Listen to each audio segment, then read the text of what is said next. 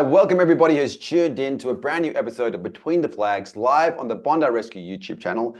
I'm your host, Steve Crombie. We are going to be celebrating the best season in a decade and the world premiere of the show that some of you guys get to see.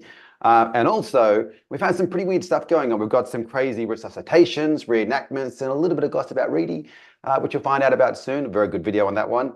And I think one of the most important things is we're announcing the YouTube memberships, okay? So that means it's your chance to see world premiere of the new season once a week, every week, if you log into YouTube and join memberships. But we'll tell you more about that later on. Today is all about the fans. We're gonna see your reenactments, the videos you've sent in for the lifeguards to answer your questions. So let's get into it.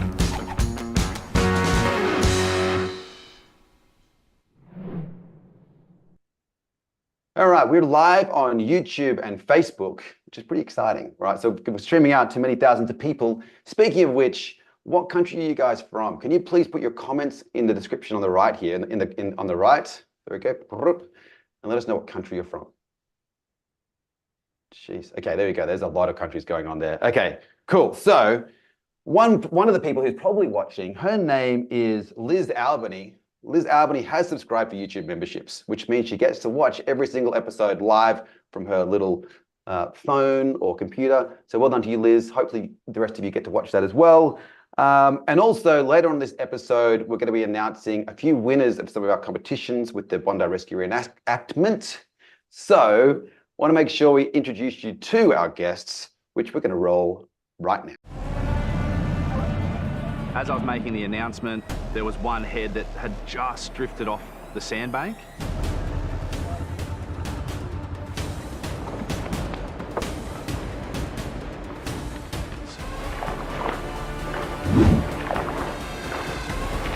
It just looks horrendous.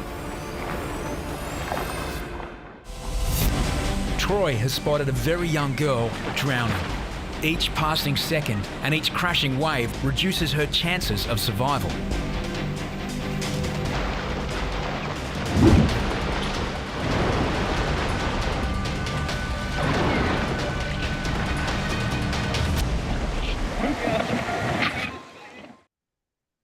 Welcome, Will and Troy. I wish I had a montage as cool as that to welcome me into any live stream in the world.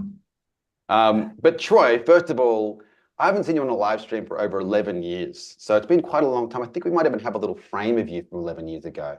Yep. Do we have one somewhere? There we go. There we go, buddy. Now tell us, Troy, how are you feeling? Is the version of you 11 years ago better than the version today, or the version today better than 11 years ago? I wouldn't be able to answer that one. That's for the audience. and how are you feeling today about being here and getting a chance to share your story about your experiences on Bondi Rescue? Well, sorry, what did you say? Oh, how are you feeling about getting the chance to share your experiences about being on Bondi Rescue? Yeah, feel good. It's good to kind of pass on what I've learnt down the beach to other people. So you're a bit of an unsung hero, I think, in the Bondi Rescue universe. You're just like lurking in the shadows. What people don't know is you've been on Bondi Rescue since the first season. Is that right? Yeah, I started 20 years ago, and been on every season, and yeah, love it. Because you still look like you're 18 years old, so that's really impressive. Clearly you also age very well and have a great beauty regime. How did you get into lifeguarding? Sorry? He's got the camera very far back. That's why he looks so young. Can't see the little crow feet on the side. Yeah. How did you get into lifeguarding? What was the motivation? I kind of started like when I was younger. I was in the surf club, and I started off racing and competing at like the surf life saving events. So like doing the board and the Ironman and the 2K run. And kind of after a few years, I was I just kind of looked at options of being down the beach, and that's what I love doing, is being by the water and surfing and paddling, and then kind of I did a big rescue down at Bronte 1 year or a couple of years before I started. There was 220 swimmers got in trouble at Bondi Beach, and I just kind of happened to be like, well, I've done the swim and I've come out and I've helped out and done a few rescues, and then after that kind of got asked to apply for the role as a lifeguard, and yeah, now I'm been doing it for 20 years since then. Is it true way back in the day you actually were on the front page of the news when you did that rescue? Yeah, I was young and I wasn't a lifeguard at the time, and I've finished the swim and I've gone out and helped out and done a lot of rescues, and they kind of just did a bit of a story on in the paper about me and a couple of the other surf lifesavers from Bronte who kind of went out there and just did a few rescues and helped the lifeguards out. Dude, you've done some amazing stuff. And what many people don't know is actually pre-Bondi Rescue, you were already involved with the lifeguards. I think at some stage you were probably sitting on Hoppo's lap. Is it true that Hoppo was once upon a time your babysitter? Yeah, so I kind of grew up down at Bondi Beach, and Bruce Hoppo, he's from down there as well, and my parents were pretty good friends with him, and kind of like when I was younger, my parents would do the Bondi to Bronte run. While they were doing the run, they would just leave me with Hoppo, and he kind of look after me. That's nice. Will, have you ever seen this man sitting on on Hoppo's lap anytime recently? Look, I've never seen it, but I've definitely heard stories, and I heard Kerbox was there too. And they used to put Troy in this little, it was like a garden bed, but just filled with dirt, and they used to poke him with sticks. So it explains a lot. That does actually. That's pretty harsh. That's pretty hardcore. And speaking of you, Will, you're a man who is known to you like to say it how it is, right? You like to just drive through to the bottom line and let people know what the situation is all about. So I wanted to test that scenario right now with your forward approach to life. What do you think of my haircut? Do you think it's pretty good? Did you pay for it? Well, that's not very nice, is it? No, I did pay actually a decent amount of money for it. Well, I'll test another one actually. What do you think of my son's drawing? It's better than your haircut. Thank you so much. My son will appreciate that. I'll test again. I did a book. What do you think of the cover? Do you think it's a good cover? Lost on Earth. Who is that at the That's me. Is that you? Steve, Yeah. you've done a great job. Well done, mate. I'd expect you to give me crap and put me down, but that's fine. I appreciate that. Nothing could be as bad as the haircut. Okay, I'll remember that for later on. Anyway, Will, so that's really not very nice, is it? Will, what's your yeah, actually, no, I'm going to come back to you, Will, now after saying that. Troy, so you love camping on the coast, and you like to always take your lifeguard board away, which is quite unusual because those of you who don't know, a lifeguard board is about 5 times bigger than a regular board. So can you tell us about some of the stories you've had and why you take it away with you? Yeah, so I go camping all the time. I've got an off-road camper, and I just love getting away. We work down at Bondi, and there's a lot of people around, 40,000 on, sometimes on one day. It's good to get out and just be on a beach by yourself. And I kind of take my lifeguard board away because I love surfing the board, and just like being on that board, and kind of I travel a lot of the times up north to a place called Diamond Head Campground.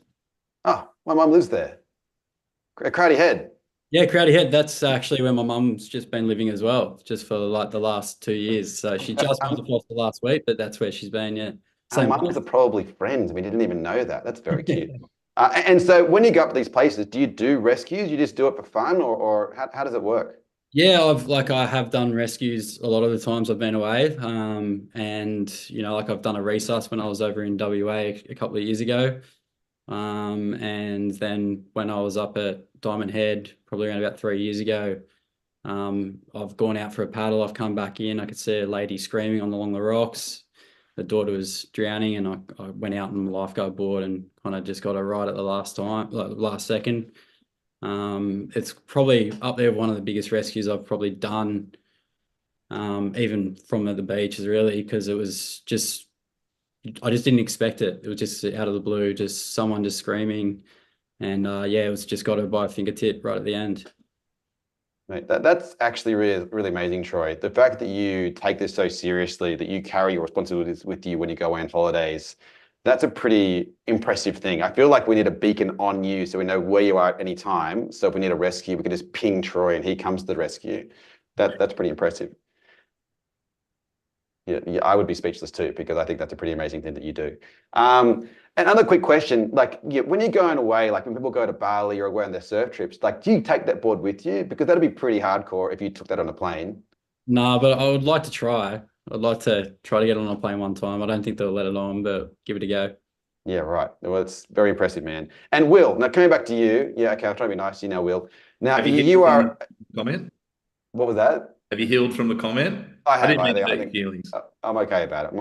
They're not too high. Not now, anyway. I'll cry later. I like to hold my feelings in. So Will, you are a physical man mountain. You are a very strong and capable human. Like, from what I understand, before you were a lifeguard, you were a professional rugby player? I wouldn't say professional, but I was trying to get to that level, definitely. And why did you stop doing that?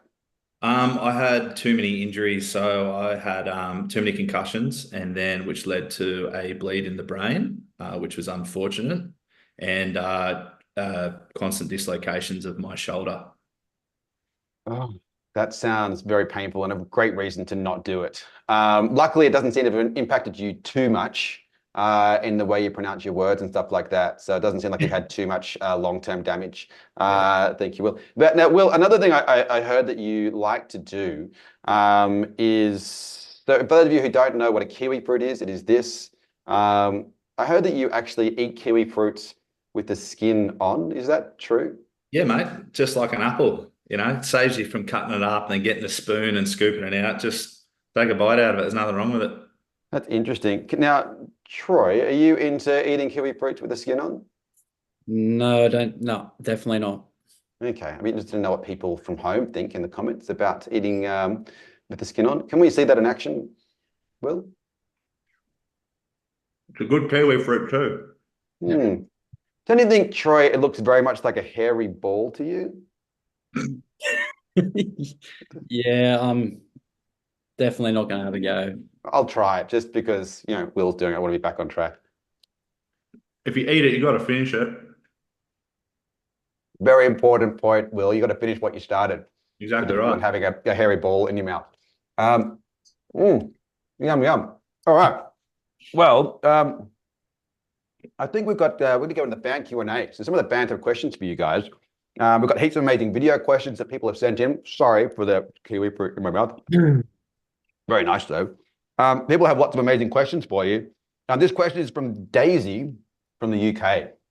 Hi Bondi Rescue, I'm Daisy, I'm 13 and I'm from the UK and I hope you guys are all well. My question for you today is, what is your favourite station on the beach to work at and why? Okay, so what is your favourite station on the beach to work at and why, Will?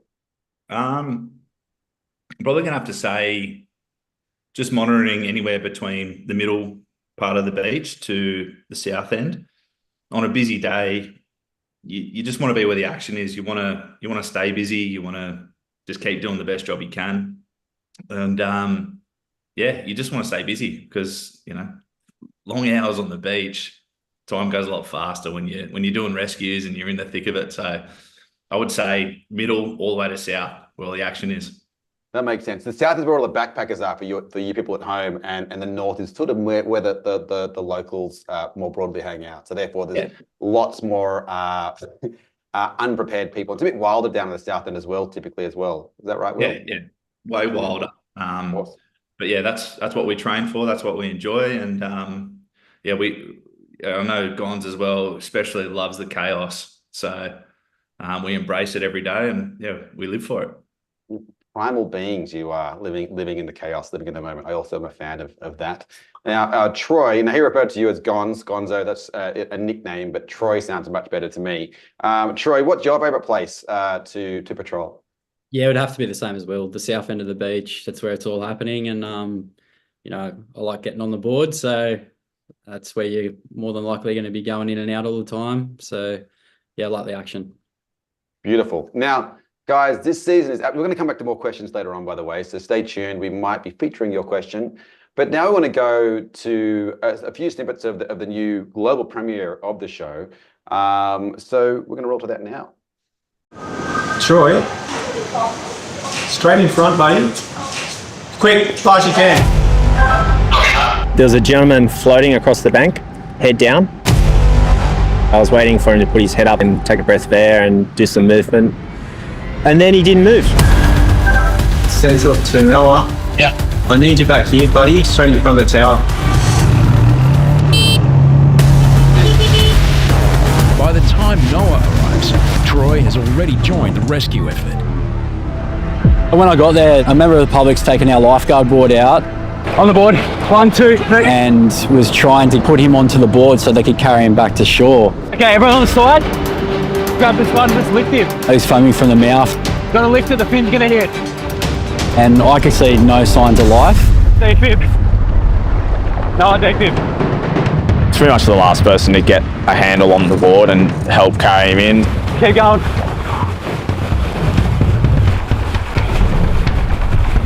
Casey's role is to set up the defibrillator, but he can't leave the tower unattended.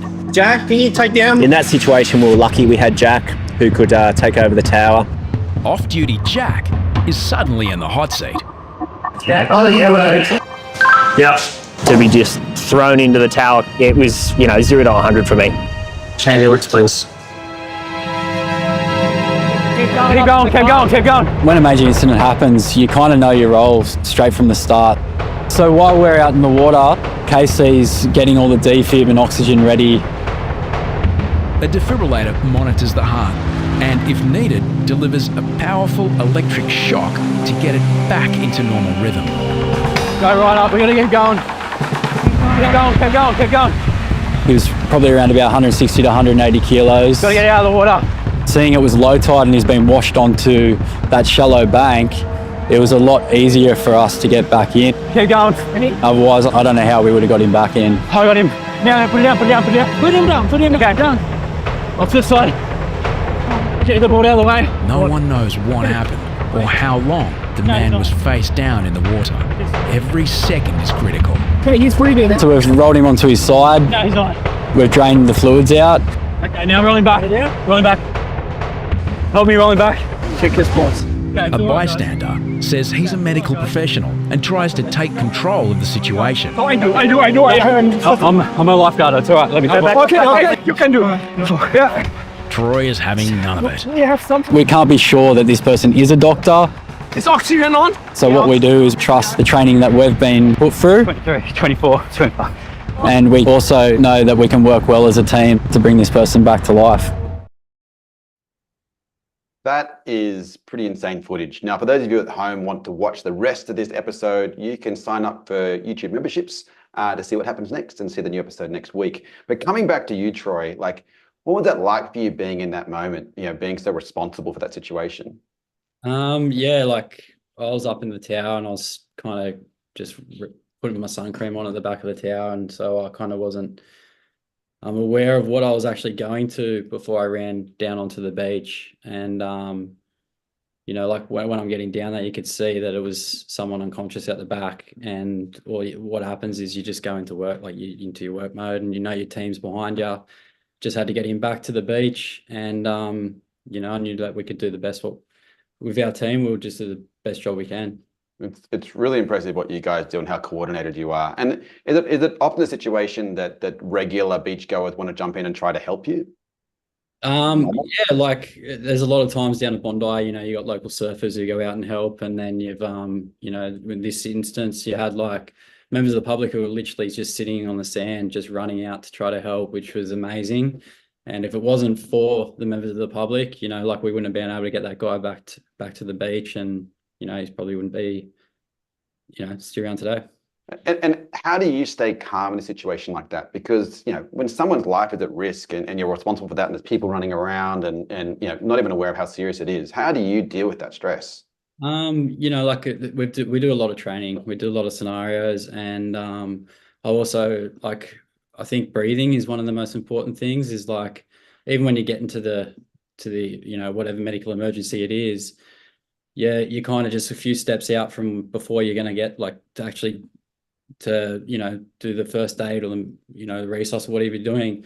You just take a few big deep breaths, try to get some oxygen back into the body, and then you can kind of think straight and get into it. It's really impressive. So Will, where were you at this moment on the beach?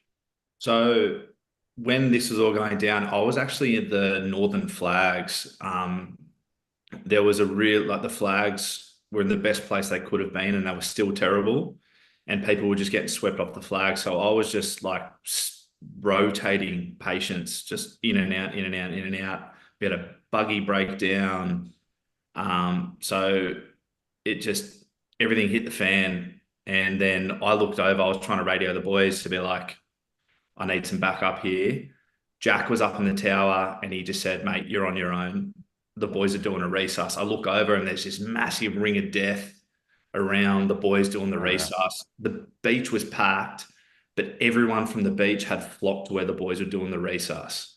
So it was just this weird thing where I had so much to do, but no one around.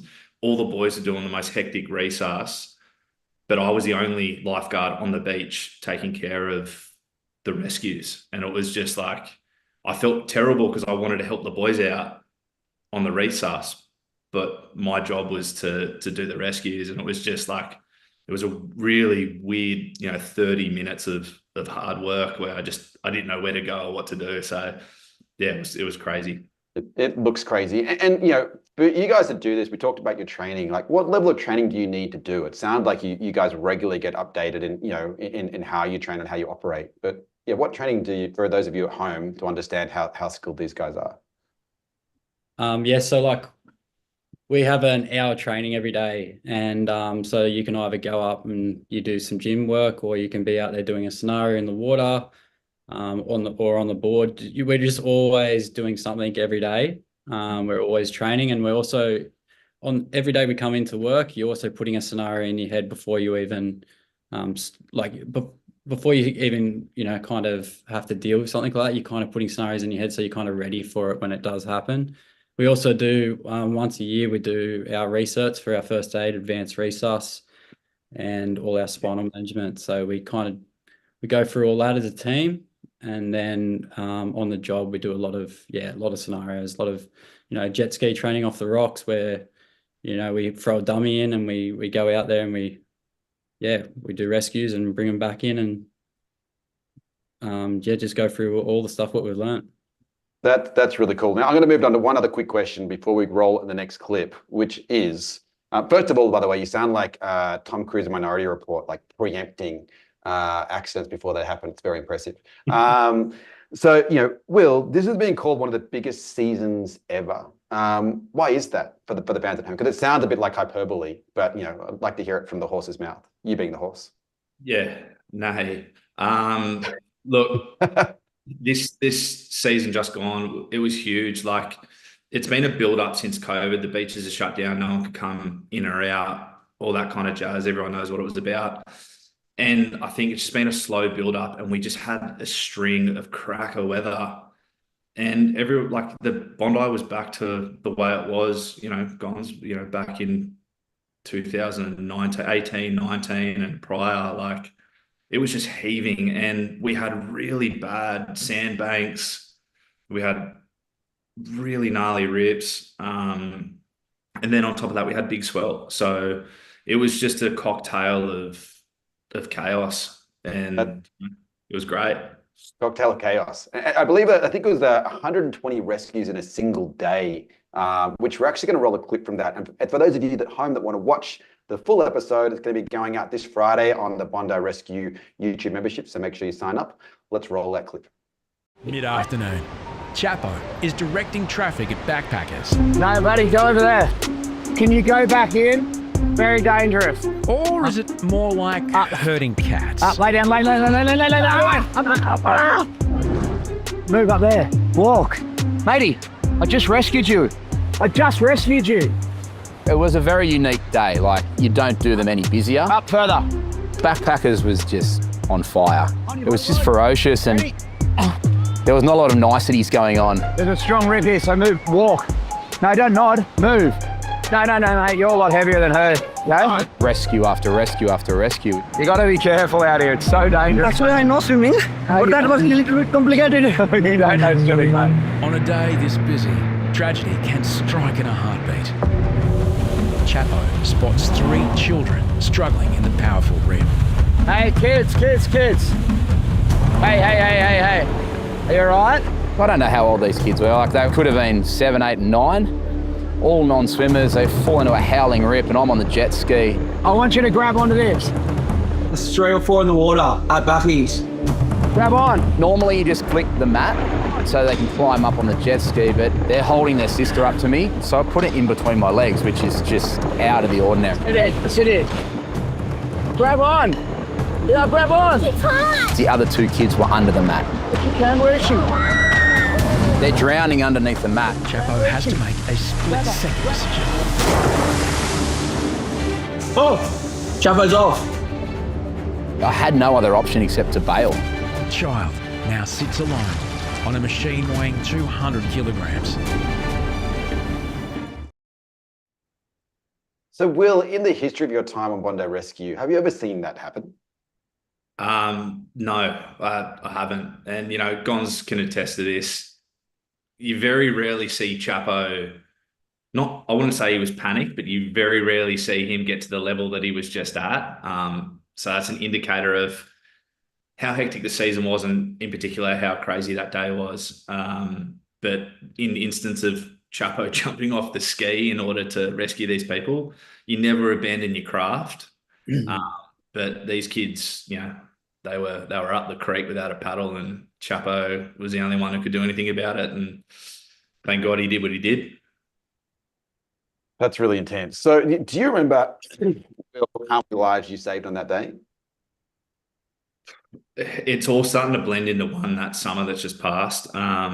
It would have been over 100 easy, you know, including the jet ski rescues. You pick up 5 people at a time. You have people flooding the jet ski where you've literally got to kick them off, otherwise they're going to tip the jet ski. And Troy, what's your recollection of like, you know, how many people you might have saved on that day? On the day where we did the race, yeah. So I don't know, we were just non-stop on that day. We were just backwards and forwards, in and out.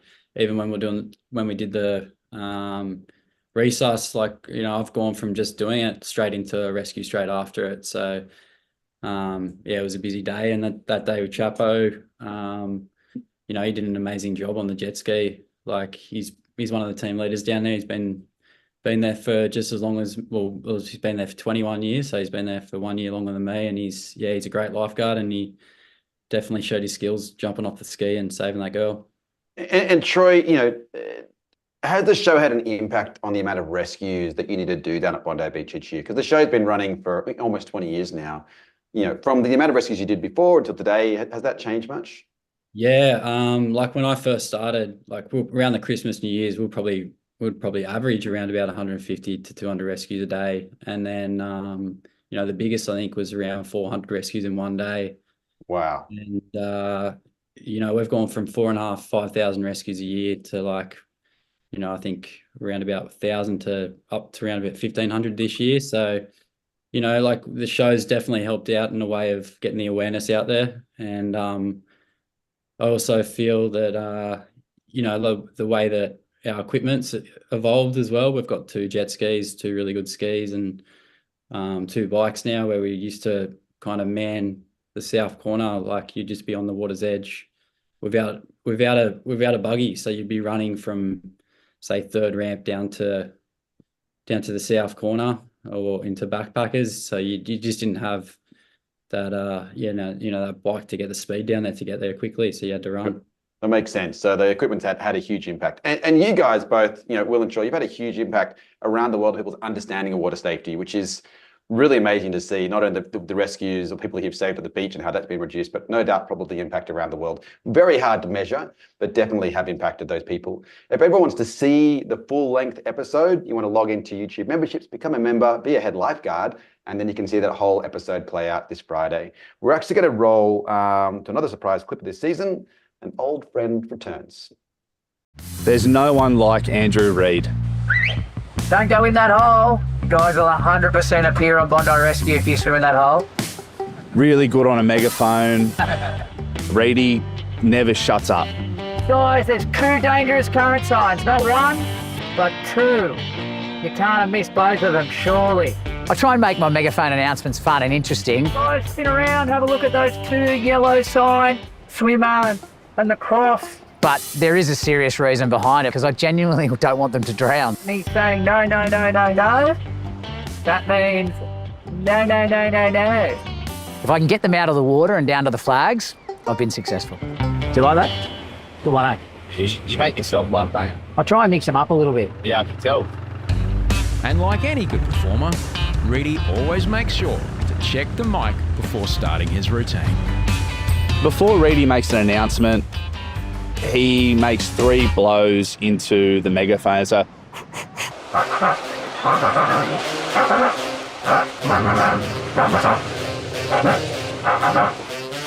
Hello. I hope you're a good swimmer. We're about to find out. You never want to talk into the megaphone when it's not working, so I always give it a quick and then off we go. Reidy's also been known to try a spot of rescue commentary. Unfortunately for Will. seen a rescue that needs to be done. I keep hearing the same whining voice, but I can just make out what he's saying, and it said something along the lines of, This is Will's first ever rescue. Go Willie! Yay! Actually, Will's been a Bondi lifeguard for 6 years. basically put me to the sword in front of everyone, and then he decided to end with, Give a big round of applause. He spotted him too. He's our trainee lifeguard, old Willie.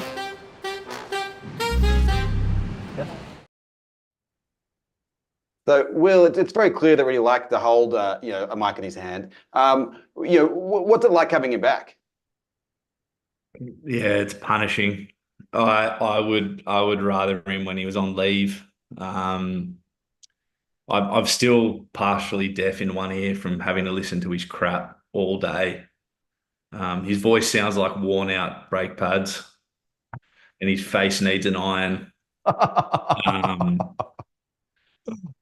So Wow. yeah, I preferred him when he wasn't around. Me and Reidy are very good mates, but that day he tested our friendship. That's for sure. Does some of you wish he actually didn't come back from leave?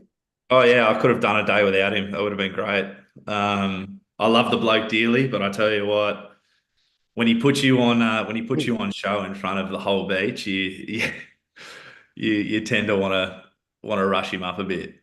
That's fair enough. I have to say though, he's a very good MC. I've seen him MC a few events. I think he even MC'd the City to Surf. He is pretty impressive with the microphone. So I'll give you props there, Reidy. Put a mic in the bloke's hand and talk for hours. He's unbelievable at what he does. Yeah, it's just not good when he puts a spotlight on you. Totally, he just doesn't want to let go. I get that. So now we're going to go to another fan question. This fan question is from Kayla from South Carolina in the United States. My first question for you all is there anybody on your team that can do an American accent, and bonus points if it's Southern? And then my second question for you all is, I'm curious, what would you say with all your years of lifeguarding when it comes to water safety, just wisdom? Okay, look, this is going to be a tough question with the accents, but I think it's important if we do this right, and we sort of compete against each other, and the audience can decide who's better at doing an accent. So, audience, please let us know in the comments who's doing a better job. Note, I can't see them, so if anyone can tell me through Slack, I will be able to respond. So, Will, can you say this line in an American accent? Bonus points if it's a Southern one. Hey, y'all Bondi Rescue fans out there, sign up for YouTube memberships now. Oh, that's a long line. You can just make it up. You get the gist. I'll run with it. Hey, y'all, YouTube memberships. Sign up now. It's reasonable. I think you had a good twang at the end. I think Okay, Troy's he's pretty good at accents. So, well, Troy, we've got one for you. So can you say this in a US accent? If you want to look drip, get your Bondi merch now. But you got to use the word drip because drip's a cool word to say, right? So you need to sort of I need to hear this southern accent. Hey, drip. Here we go. If you want to look drip, I can't do it, eh? Can't. One more, Troy. You got to beat Will. You got to beat Will. Just close your eyes. What was it? If you want to look drip, get some Bondi Rescue merch. If you want to look drip, get some Bondi Rescue merch. That's a bit Scottish or something. I don't know what that is. He did sound Scottish, maybe He's Irish. been rescuing too many Irish people and picking up the accent. David Brettleston said, here in Texas, good job, Will. Little Senior also says, dang, that sounds good, Will. So, Will, you did win that one. But Troy, we'll give you another chance somewhere through here. You know, you're a shadow man. That's okay. All right. So, hang on. I just lost where we're up to. Where am I up to right here? All right. There we go. Okay. So, on a serious note, though, you know, what would you say is your best piece of like water safety advice for people around the world? This is the number one thing that you want people to remember when they're going in the water. I reckon it would have to be like, so our boss, you know, Hoppo, he's just started a new kind of campaign and he's kind of trying to get the message out there. It's float to survive. So if you are in trouble in the water, just, you know, get on your back, just float on your back and put your hand up and someone will come and get you, or you're going to give yourself a little bit of an extra chance for survival. Yeah, that's a great one. Okay, thank you for that, Troy. Very insightful. Now we're going to rolling into a bit of a more personal interviews, starting with you, Will. So you're a lifeguard, you're an ex-rugby player, you're also a landscaper, but you're also an epic runner. So I saw a lot of footage of you recently running for 48 hours straight. Now that sounds pretty sickening to me. Why did you do this? Look, I partially love pain. I enjoy a bit sadistic like that. I like putting myself through the hurt. And I sort of just wanted to, I wanted to raise money for a charity mental health organisation called Bondi, which basically promotes getting after positive mental health through movement. So rather than sitting in a circle talking about your feelings, you join this group, you do your run club, swim club, tri club, whatever you want to do. And you don't have to talk if you don't want to. You just basically get after a positive state of mind through activity. That's I think it's really important, especially for blokes, to be able to do that and be in a comfortable enough environment. Troy and I have both been through some stuff, especially through work. We see the worst of the worst, and it affects everyone. So yeah, this really hit home. So yeah, Bottle It, they do a really great job at raising awareness of mental health, especially for men, and then also just pursuing a better lifestyle. But it's a great mindset, you know, because men do often bottle it up, their feelings, that they don't know how to express them. But no doubt after 48 hours of running, you're probably hallucinating your feelings. Like what sort of side effects do you get from that? Like, is it true that people hallucinate when they're running that far? Were you seeing things at all? Yeah, definitely. So I think after I think it's 28 or 29 hours of no sleep, your body, the systems change in your body and you start to hallucinate. I was actually hallucinating at 32 hours and I was seeing penguins in the middle of the road. Oh my gosh. Yeah, so you're not running here. You look a bit lazy here. What's going on? Well, that day was actually 36 or 37 degrees and I was overheating. So they had to put wrap me up in ice and cool me down. But yeah, my brother was probably 100 meters ahead of me. And I was running and I was starting to doze off and I had just hallucinated, and he looked back at me and he said that I was running for a good 20 meters with my eyes closed. Oh my gosh. So my body was just shutting down and going into this, like, I don't know, autopilot where I was running but asleep. And I've heard that, like, you know, marathon runners, they sometimes have some interesting side effects of running this far. So like they can lose their toenails, might even get like bleeding nips. Did you have any of those situations, and how did you protect your nipples? Okay, apart from the chafe, which was just ruthless, I lost all my toenails. Oh, gross. The whole bottom of my foot peeled off pretty much. That's disgusting. My right foot. And then, yeah, it was just chafe. And I actually put Band-Aids over my nipples from learning from past experiences and from lifeguarding as well when we do our races. Your nipples are the first things to sort of peel off on a lifeguard board. Is that from watching too much of the Kardashians? Like, 'cause I think that's some of their style as well, so did you do like a cross one or just a single?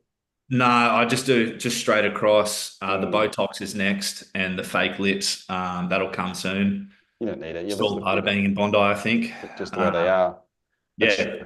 A lot of that in Bondi. And are you training for something else? Because I know from memory of talking to you, you like to do, a big thing once a year. What's your next challenge? Yeah, so next year I'm actually going for 24 hours on an obstacle course. So if anyone is aware of, like those Spartan challenges or Tough Mudder or anything like that, there's one up at the Central Coast in Australia, and I'm running that in winter for 24 hours. So outside air is going to be, at nighttime 4 degrees, and the water is going to be anywhere between 3 and 4 degrees too. So it's going to be a tough one. And you've got to drop about 20 kilos for that. Is that right? Yeah, I've got to drop 20 kilos. So I basically like 150 kilograms to 130 kilograms. Is that it, or just a little bit lower than that? Right. I'm a little bit lighter than the bloke that Gonzo rescued.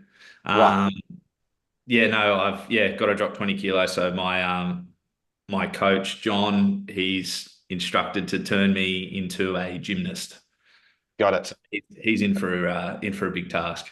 That sounds hardcore. That sounds very hardcore. Now, Troy, you've got a new business that teaches kids about water safety and CPR, ultimate lifeguard experiences. Do you want to tell me a little bit about that and who you're doing that with? Yeah, so me and Tommy Woodruff, so one of the other lifeguards down at Bondi, we have decided to start up like a kind of what we do at the beach, but we're down at Rose Bay, and we're going to be doing schools programs over the September-October school holidays, and it's going to be like we're going to be doing like an amazing race kind of style of event where you kind of get in teams.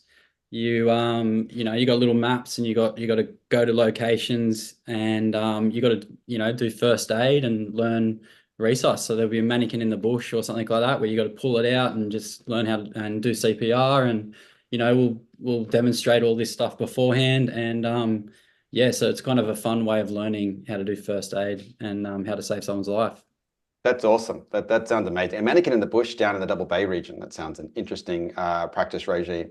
But it sounds like a really good course. So very excited to check that out. Those of you in the area in Rose Bay, make sure you do that.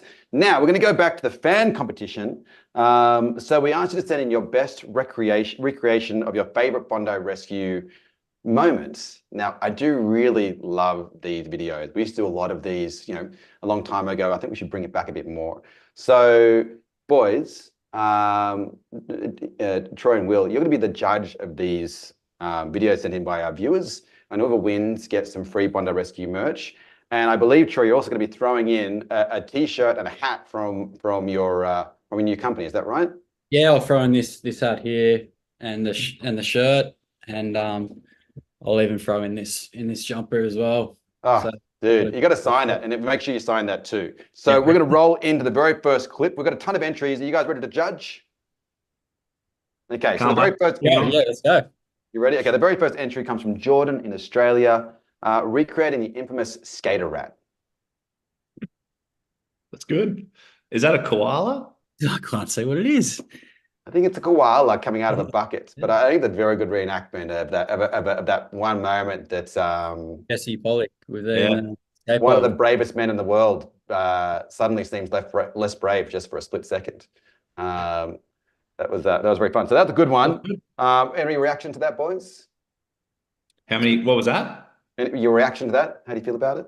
I liked it. I thought it was good. She's missing the bucket, but there's the bucket in the top left. I couldn't see it. I couldn't see it with my computer. Oh no, it was there. That's okay. That's not your fault. There we go. No, I can see it. Yeah, I can see the bucket. Yeah, that's good. Now I can see it. It's good. Very good. Awesome. Well done. Awesome. Thank you. And the next one, well, thank you from Jordan. Second is Mary, a great picture of her and her kids from the UK. This it actually looks to me like it could be Jethro in the seat, maybe. And who do you reckon is that holding behind him? Maybe Mouse? Yeah, it could be Mouse or I don't know. Who was behind him on that one, Gons? I can't remember who was in that one. But she definitely looks like Jethro. That's top notch. I like that. I like that one. That looks like our real good. The season. The stop race.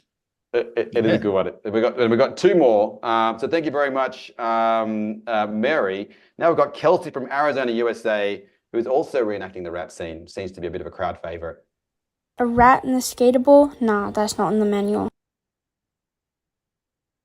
It's a pretty big scene over here. There's people everywhere. So if it's not too vicious, we'll go in and try to catch it, throw on a pair of gloves, and do our dirty work. Hop in, Jess. Why'd I jump into the bowl with new shoes on? That's just plain old Jesse doing things before he thinks. I just put the bucket underneath it. Like that. Job done. How easy was that? I didn't think rats were vicious.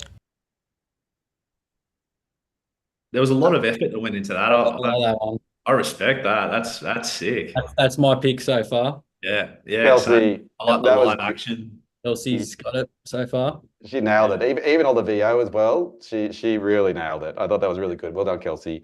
And finally, this is a recreation of a classic scene from Shorty Edits of Jethro being stuck in the lifeguard tower. North Bondi to Chapo Packer. Yeah, Jethro. Yeah, you know I shouldn't live this one, but I'm kind of see me stuck in the lifeguard tower. And at first there was about 10 seconds of silence going like, what? Then it was just pure laughter. It's quite funny. Sorry, I laughed over the top of that. How'd you feel about that one, boys? Yeah, that was good. I still like the recreation of the rat scene. That was. Yeah, I think I'm still going with Kelsey. Yeah. Still going with Kelsey? Yeah. Yeah. Well, Kelsey, so is that your final decision? 1, 2, 3, or 4? 3. 3. Yeah. Kelsey, you're the winner. Well done for that amazing effort creating that video. You got a Bondi Rescue hoodie sent to you. In fact, there's a hoodie there for you boys. If you guys want to sign that for her, sign one of the hoodies, maybe the grey one, and we can send it off to her. Yep, for sure. Beautiful. Okay, awesome. That's going to be with you soon, Kelsey. Well done. Now we're going into one other fan question. This one is from Samantha in the US before we wrap up. Samantha, let's roll that clip. We see the lifeguarding aspect through the show, but is there anything else that you could tell us about lifeguarding that we don't already know? Boys, Will, is there anything that you can tell them about lifeguarding that they don't already know? Remember, like they don't see behind the scenes of what goes on in the day-to-day existence and the rigor that you guys go through. Is there any little bit that you think the audience never gets to see? Got to have thick skin. You know, we're all very close with each other. We know each other really, really well. We like to hang a lot of crap on each other and play pranks. So yeah, we're all very thick-skinned. But on a more serious note, I think there's not really too much that the audience don't really know in terms of lifeguarding, our training aspect, everything like that, where it's all seen, it's all documented. Gonz, what do you reckon? I think that's a big one, by the way. You guys experience trauma a lot, and you have to deal with that trauma on an everyday basis and process that in real time to then deal with the next day. That's a huge thing for you guys to have to deal with. Yeah. Troy, to you. Yeah, I think the only thing I can think of on top of my head is probably that we work around at Bronte and Tama as well. So like Bondi, it shows that we work at Bondi all the time, but we are around at another 2 beaches, and they just happen to be one of the 2 most dangerous beaches in Australia. And I guess, yeah, we do a lot of pretty serious big rescues over there. Probably bigger rescues than what you do at Bondi. One rescue there is equivalent to about 20 rescues at Bondi. I have to say that is the one place where I have almost myself in swimming at Tamarama. It definitely is a lot rougher and hairier. If you ever come to Australia, you go check it out. Make sure you go say hello to the boys. So guys, this has been amazing. That's a wrap for the show today. Don't forget, if you want to become a member on YouTube memberships and you want to watch that whole episode of episode 1, 2, 3, a global first is through our YouTube channel. So please subscribe as a head lifeguard and you'll get to see every episode in your inbox once a week, every week.